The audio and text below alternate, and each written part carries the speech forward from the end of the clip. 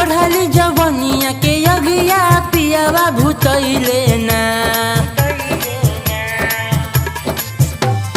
चढ़ली जवनिया के अगिया पियावा भूतैले ना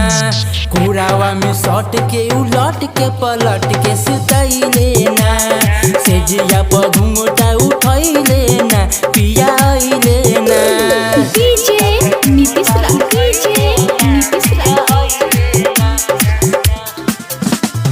मंगुरा नवादा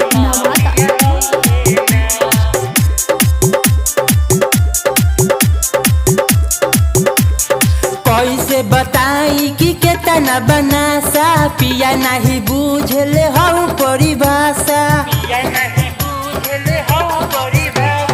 कैसे बताई कि केतना बनासा पिया नहीं बुझले हऊ परिभाषा सारी रात बैठ के सुरतिया निहारे कुछ करे ना सारी रात बैठ के सुरतिया निहारे कुछ करे ना सेजिया पर घुंघटा उठैले ना पिया आइले ना सेजिया पर घुंघटा उठैले ना पिया आइले ना डीजे नीतीश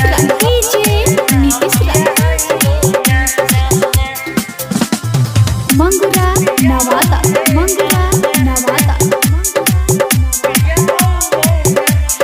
सुबह सुरीला के कुछ न बुझाला संतोष सुर संगे घूमे चली जाला हाँ सुबह सुरीला के कुछ न बुझाला संतोष सुर संगे घूमे चली जाला वीडियो में देखी मनी हो जाला खराब कुछ कइले ना वीडियो में देखी मनी हो जाला खराब कुछ कइले ना सेजिया पर घुंघटा उठैले ना पिया आइले ना